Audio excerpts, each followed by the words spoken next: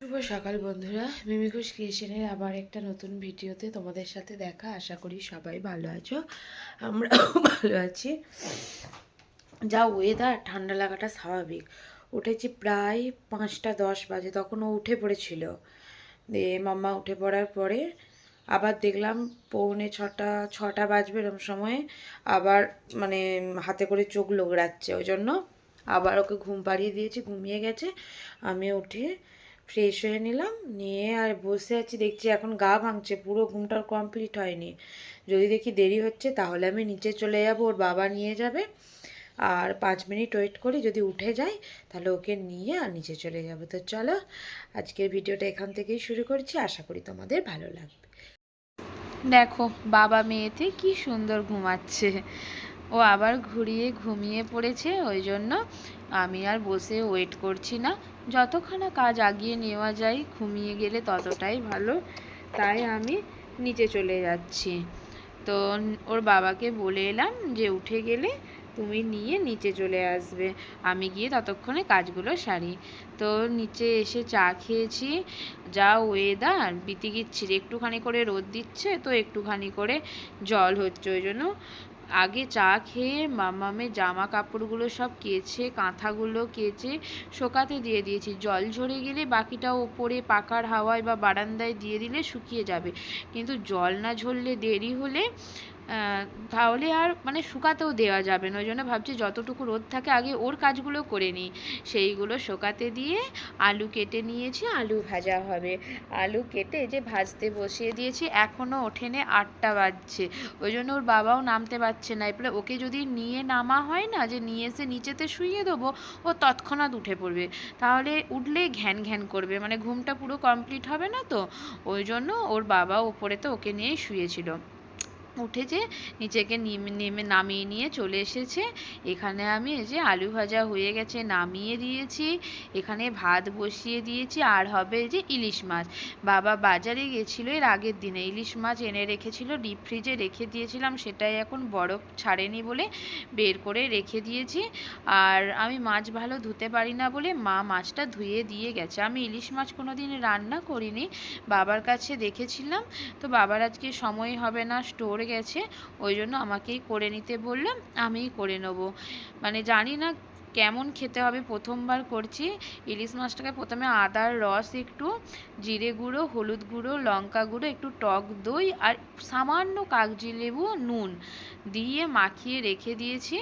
এরপরে অল্প একটু তেল দিয়েছি, যেহেতু কাঁচা মাছের ঝাল হবে তাই শেষে তেলটা বেশি যাবে, তাই সেই তেলেতে পেঁয়াজটা ভেজে নিয়েছি। আর এই যে দেখো মাম্মা ওপর থেকে নেমে আবার একটুখানি খেলে, ও ঠাকুমার কোলে আছে, মা একবার নিয়েছে, আমি মাছটা বসিয়ে দিয়ে আর ওকে নেবো, মা পুজো করতে যাবে, মায়ের স্নান হয়ে গেছে। পেঁয়াজটা ভাজা হয়ে গেছে, এরপরে পেঁয়াজ ভাজাটায় জল দিয়ে দিয়েছি।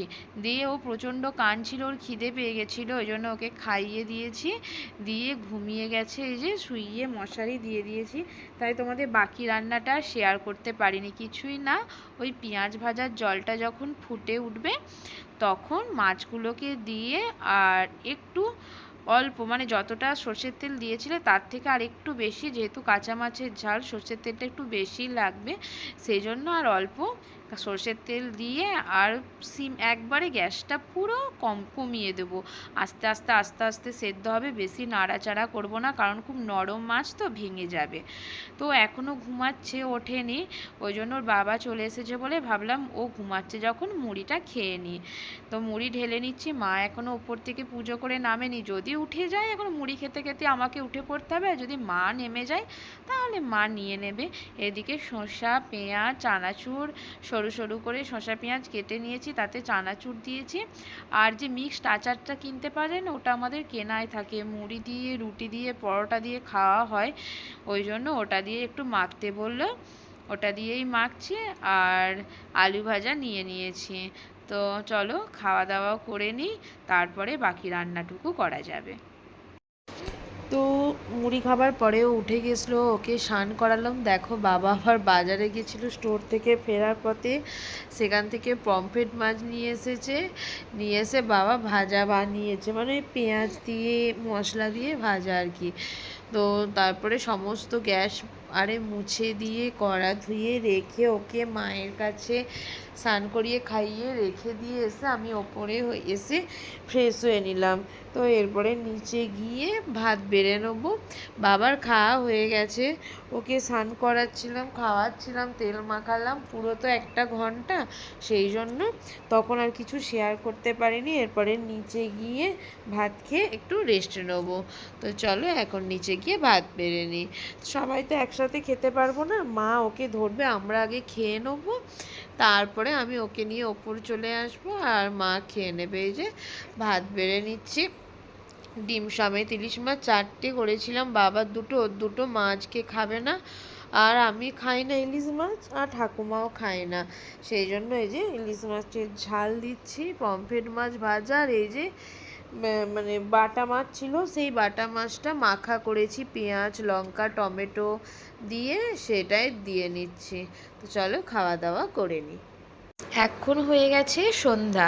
খাওয়া দাওয়া করে আমার মেয়েও এমন ঘুমিয়েছে, ওর সাথে আমিও এমন ঘুমিয়েছি, একেবারে সন্ধ্যা হয়ে গেছে। সন্ধ্যার সময় নেমে নিচেতে ওকে একটু নিয়েছিলাম, মা সন্ধ্যা দেখিয়ে এলো, এখন মা ওকে ধরেছে। এর আগের দিনে চপ হয়েছিল, আলুটা কিছুটা ফ্রিজেতে ছিল, নিরামিষ হয়েছিল, সে আলুটাকে বের করে একটু পেঁয়াজ ভেজে আর ধনেপাতা দিয়ে ওটা বানিয়ে নিচ্ছি, ওটা দিয়েই আজকে মুড়ি খাওয়া হবে রাত্রে। তো দেখো ওপর চলে এসেছি ওকে নিয়ে। তো এখন বাজে প্রায় 9:45। ভাবলাম খাওয়া দাওয়া করে চলে আসবো, কিন্তু ও আর মুড়ি খেতে দেয়নি, ওপরকে নিয়ে চলে আসতে হয়েছে। চোখগুলো খুব ছোট ছোট হয়ে গেছিলো, ভাবলাম ঘুমিয়ে পড়বে, ও বাবা ওপরে এসে বিছানাতে শুয়ে দিচ্ছি, দেখছি ও খেলছে। ওই জন্য মা বললো যে আর নিচে নামতে হবে না, ওকে নিয়ে ও থাক, আর ওর বাবা হচ্ছে খাবার নিয়ে চলে আসবে, ওই জন্য মুড়ি চপ মা দিয়ে দিচ্ছে, ওর বাবা নিয়ে আসবে। তো চলো আজকে ওই তোমাদেরকে গুড নাইট বলুক। গুড নাইট, টাটা, খাওয়া দাওয়া করে নিই। আর যদি তোমাদের ভিডিওটা ভালো লেগে থাকে লাইক শেয়ার আর অবশ্যই সাবস্ক্রাইব করে দিও। টাটা।